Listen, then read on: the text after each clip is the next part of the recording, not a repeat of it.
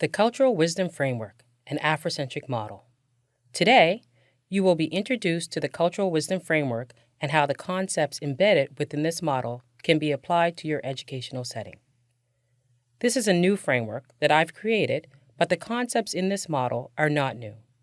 All the information included is derived from ancient wisdom and knowledge that I have collected along my journey. I give full credit to those who came before me, those who know more than me, and those who have preserved these cultural values and philosophies, so that I am able to share this knowledge with you. The West African Adinkra symbol, Sankofa, represents a bird looking backwards towards an egg on its back. Its meaning is to go back and get it, go back and fetch it, or it is not wrong to go back for that which has been forgotten. This cultural wisdom framework hopes to embrace the wisdom of the past and become a model for community engagement. Hello, my name is Wendy Wilson, and I am a mother, educator, artist, writer, and cultural advocate. I've been an elementary school educator, grades 3 to 5, for over 20 years, and have had a successful career as a classroom teacher, spending much of that time teaching in priority schools. Currently, I am an executive staff officer with the Nova Scotia Teachers Union in the Professional Learning Department. I have also spent time at the Department of Education as a curriculum consultant. Over the last couple of years, I've had the pleasure of teaching first-year Bachelor of Education students the social and cultural concepts of teaching and learning at Mount St. Vincent University on a part-time basis, something I thoroughly enjoy. Most of what I do now centers around engagement and advocacy, with a focus on equity, diversity, and inclusion. I've completed a master's in Africentric leadership and studied and applied many frameworks to my work over the years. Recently, I was challenged to create a comprehensive Africentric framework that centers my experiences as a person of African descent. I am very excited to share this model with you today. It was created based on my cultural experiences, but should be easily adaptable and understood in other ways, depending on where you are and what is your now. Who are African Nova Scotians? African Nova Scotians have had history in this province for over 400 years. With over 50 historic Black communities in Nova Scotia, we have deep roots here in this place. The first documented Black person to reach Nova Scotia was Matthew da Costa in 1605, an interpreter to European colonizers. Many more followed in 4 major waves of immigration. Some came as planters in 1760 to 1781. Others landed here shortly after the American Revolution, 1782 to 1785. The Jamaican Maroons arrived in 1796. The next wave introduced my mother's people to the community of Fall River, Nova Scotia, shortly after the War of 1812. We've been here, working the land and settling in communities throughout the province, while establishing a rich and vibrant culture here in Mi'kma'ki. This land is where many of my ancestors are buried, and with honor, we pay our due respects to those who have come before us, those who have blazed paths, and faithfully laid the foundation. Those who have kept the faith and forged forward with the hope of prosperity for future generations. There is an invisible thread that connects us to our past, present, and future. We have taken the liberty to name ourselves Indigenous Black, African Nova Scotians, Black Nova Scotians, Black, or people of African descent. Regardless of how we choose to name ourselves, we are proud people with our own history, customs, and culture. The 3 R's are a prerequisite needed before interacting with the Cultural Wisdom Framework. It is what you will need prior to engaging with this model. The first R represents relationship.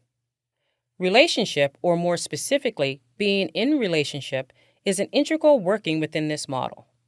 It is what you will need for this model to function. Relationships are foundational. Every interaction must put people first, eyeball to eyeball. It is also important to consider how we interact with all living things.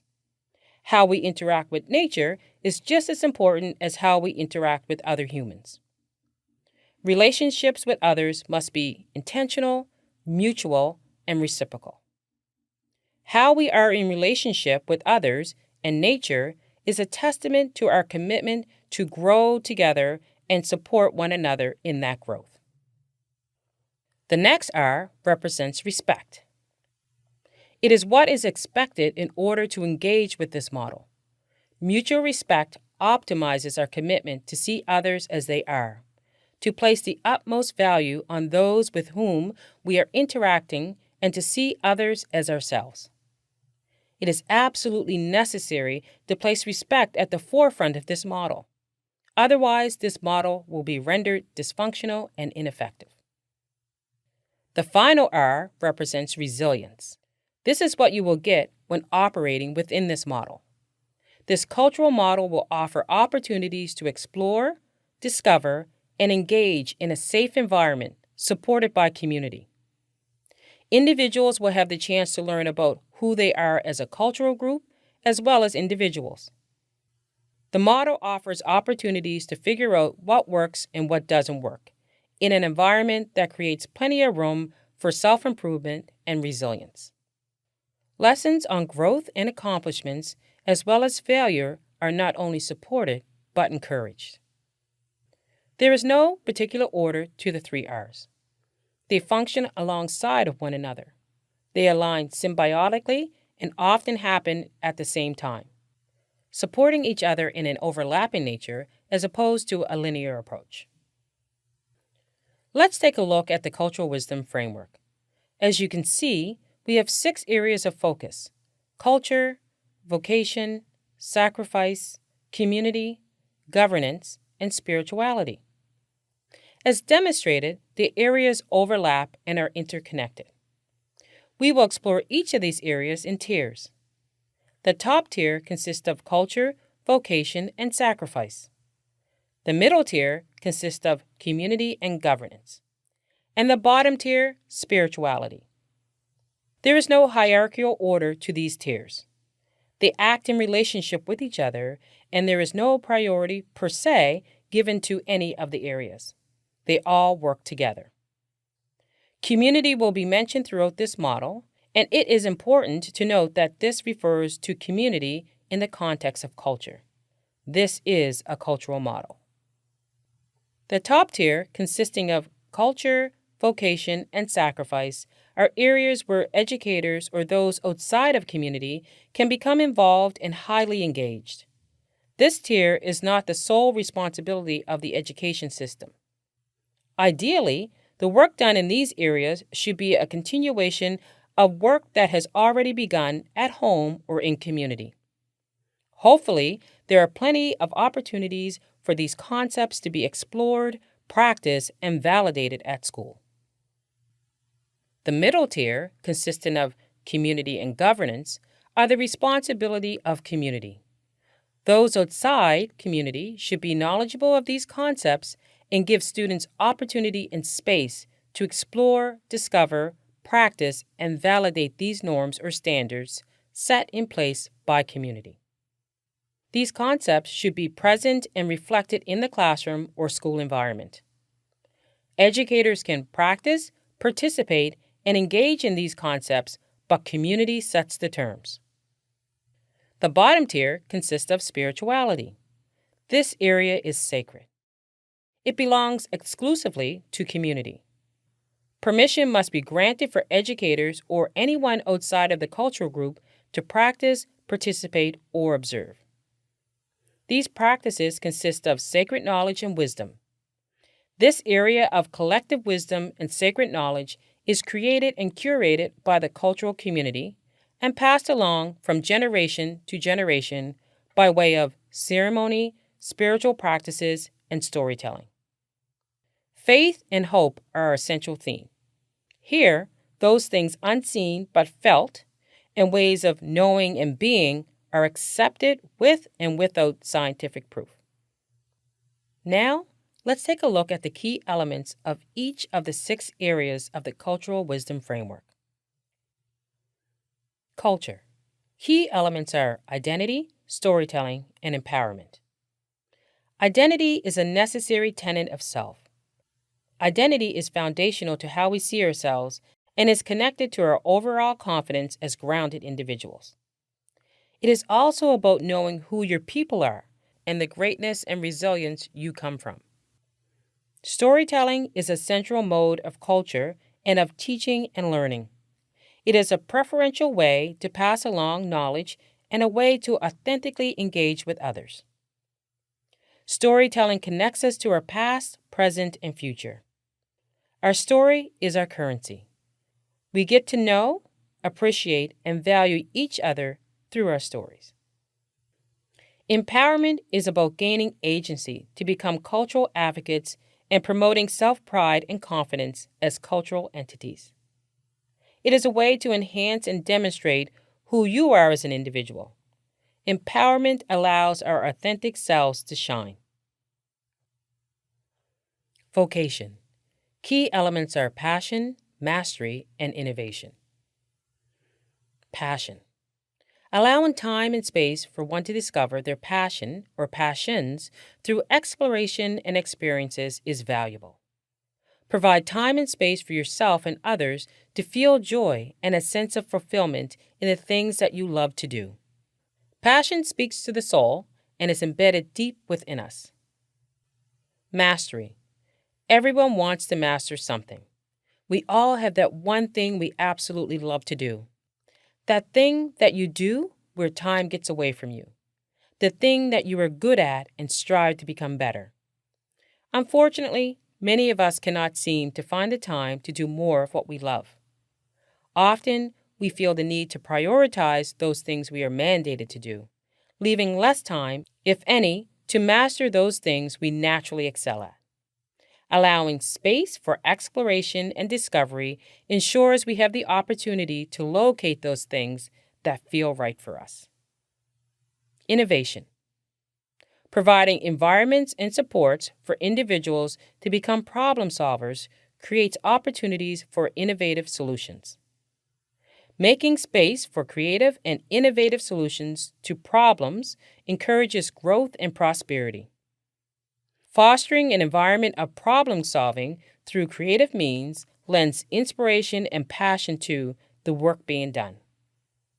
Creativity plays a big role here, allowing opportunity for individuals to become more efficient and self-sufficient through creativity provides avenues to engage in innovative ways.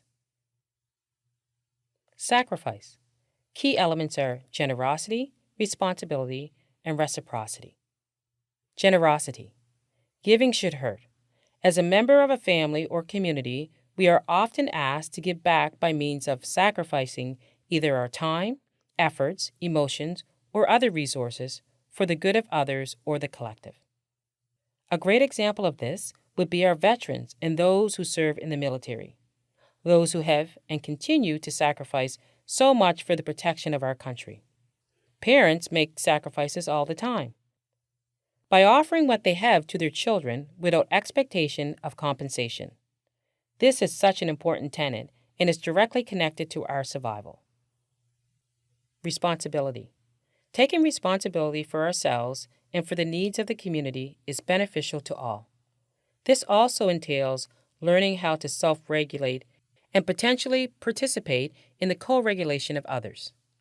Taking responsibility for our bodies and actions and owning our decisions while striving to become our best selves keeps us accountable. Reciprocity.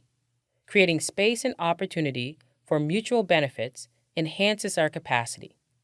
Sacrificing our time and energy on things outside of ourselves builds community. Nurturing and growing relationships benefits all.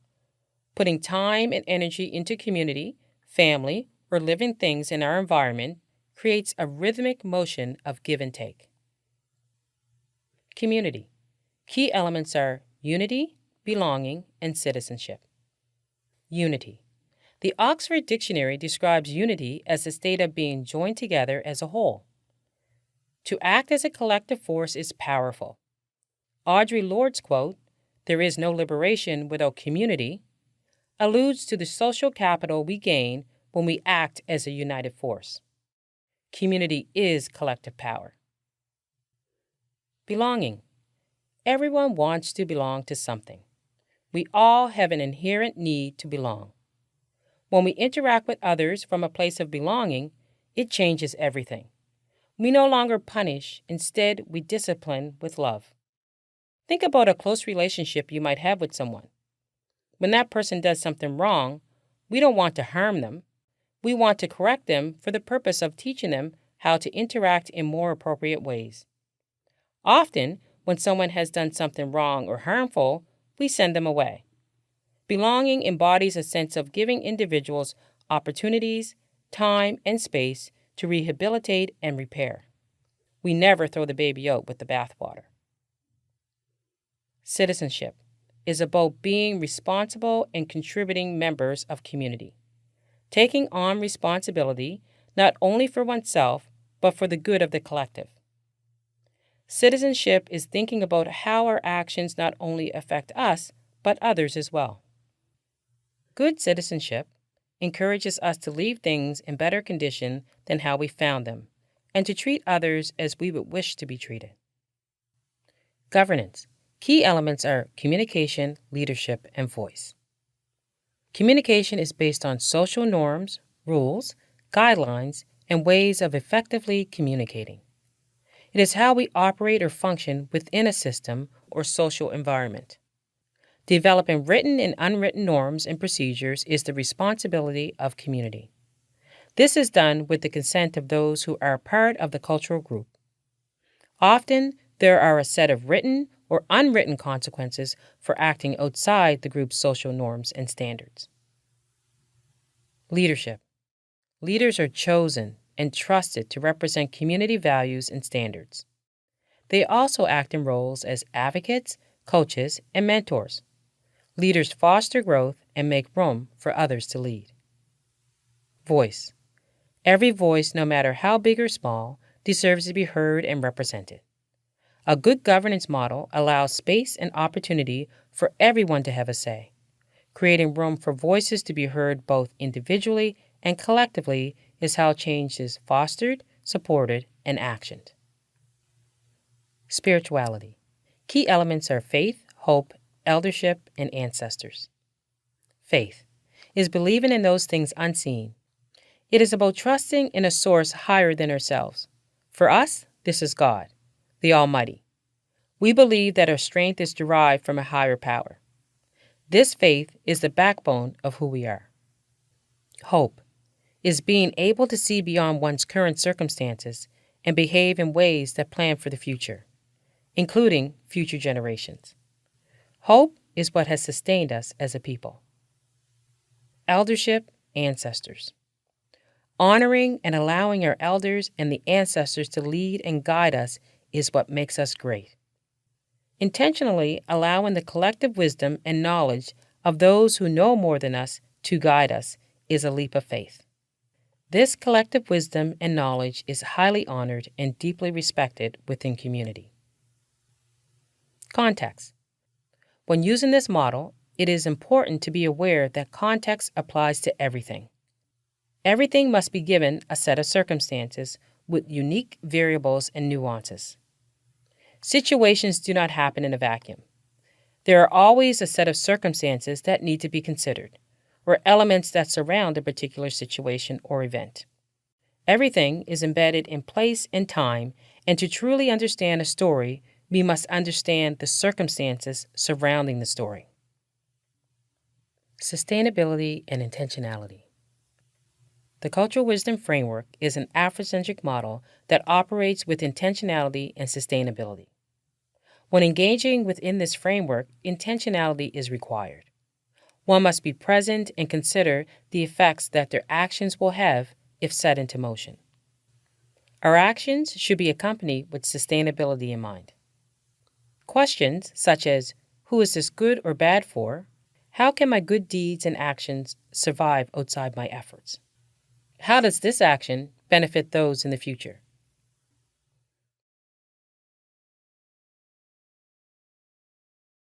Activity 1. A few questions to ponder.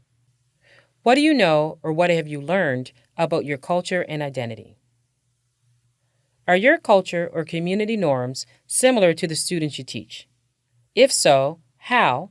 And if not, how are they different?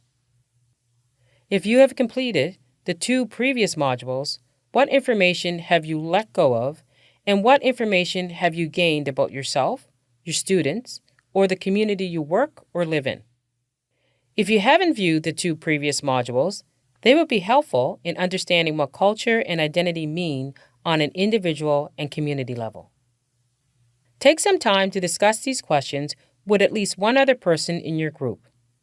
Afterwards, take time to share your findings, if you're comfortable, with the whole group. Or you may also choose to write your comments on a sticky note, physically or electronically, and place them in the categories provided under the posing question. These can be reviewed with the whole group once all comments are collected.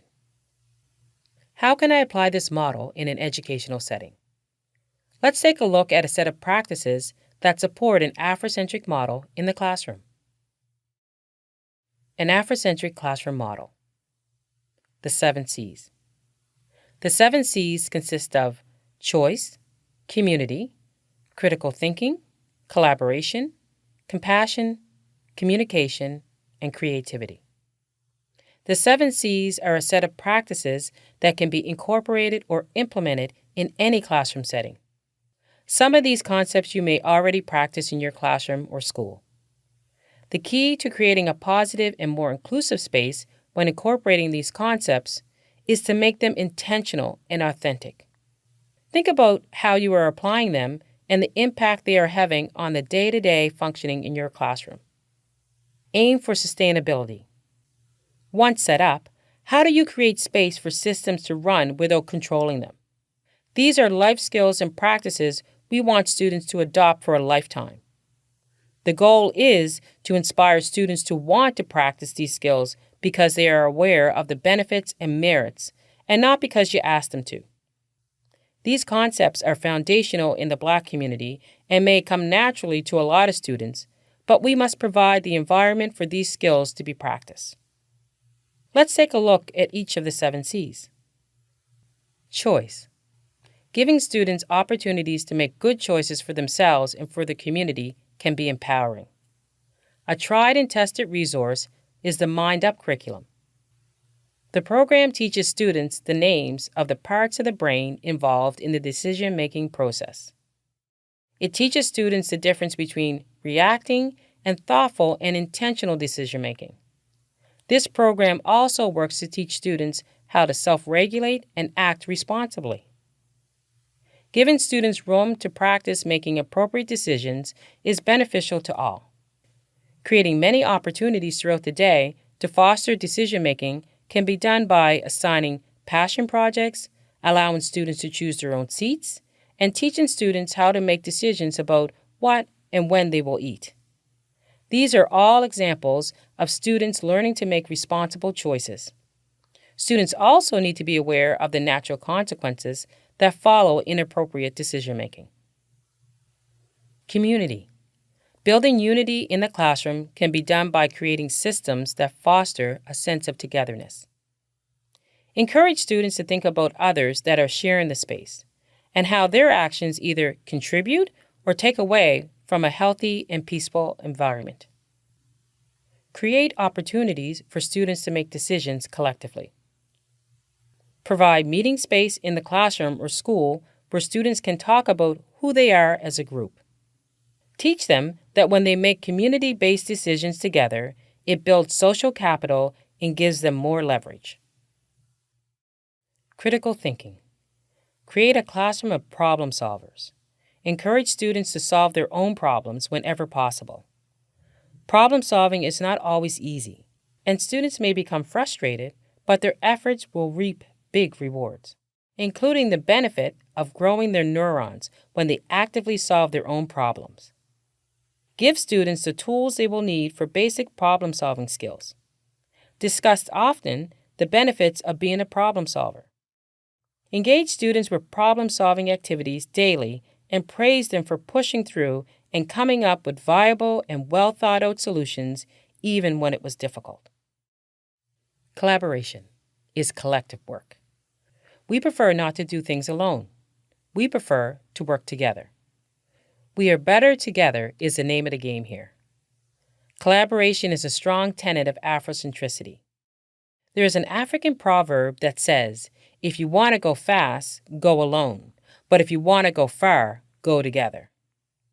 Not every student will favor this approach, but opportunities should be available for those who prefer not to work alone, but rather collectively. Provide ample time, space, and the skills needed for students to intentionally work together on projects, assignments, or social activities. Compassion. Create an environment and opportunities for students to learn how to care for others through experiences. Point out the benefits of being a compassionate person. Give students praise when you notice acts of kindness. Show students through your own actions how to be a caring and empathetic individual. Ubuntu is an Africentric philosophy that states, I am because we are. Teach students how caring for others is intentional and reciprocal. Allow safe space for students to share their emotions appropriately without consequence. Create opportunities for students to share their good deeds and encourage them to contribute whenever possible to the greater good. Communication is an area that should be established at the beginning of the school year and revised when the need arises. Students should, along with their teacher, collectively create the norms for the classroom. Create norms and guidelines around how to ensure everyone's voice will be heard. Will your class vote on things, or will consensus be the mode you use? Fashion systems that are understood, equitable, and appropriate for all, such as how will voices be heard or how will supplies be distributed or collected in the classroom. If students are part of the process, you will find it is more impactful. Be sure to make storytelling a natural way of communicating and allow room for stories to be heard and validated. Creativity. Creativity in the classroom is multidimensional. It includes how individuals express themselves creatively as well as how they problem solve. Creativity is a solution-based way of thinking and doing. Explore ways students can express themselves through artistic imagery and expression. As educators, we need to be thinking of creative ways to teach students as well as alternate ways to assess students on what they know and can do. Traditionally, the preferred method has been to ask students to represent what they know by writing it down. What other ways, along with writing, can students demonstrate what they know and can do? Some other Afrocentric frameworks, philosophies, and concepts are Nguzo Saba, Ubuntu, the African Nova Scotian Framework, and the Adinkra symbols. Nguzo Saba is an Afrocentric community model that is made up of 7 principles: unity, self-determination, collective work and responsibility, cooperative economics, purpose, creativity, and faith. These 7 principles are associated with the Afrocentric holiday Kwanzaa. One principle is practiced on each of the 7 days between Christmas and New Year's. Ubuntu is an Afrocentric philosophy which means I am because we are. The tenets of Ubuntu are compassion, respect, dignity, solidarity, and consensus. The African Nova Scotian Framework has 5 pillars. This model was created in 2021 by the Department of Education with community consultation. The 5 pillars are 1. Authentic self-identification, 2.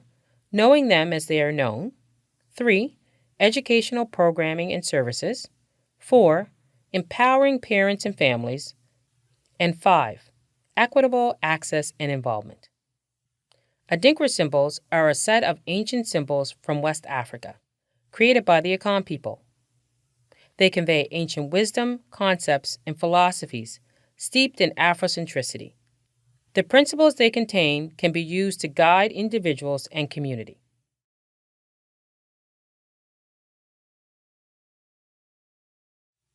Activity 2. Take some time to think about a specific activity or activities you can incorporate in your classroom or school that align with any of the 7 C's. With at least one other person, discuss your ideas. These ideas can be written, drawn, or sketched and shared orally or submitted electronically. Afterwards, have a whole group discussion where you can share a summary of your group's ideas.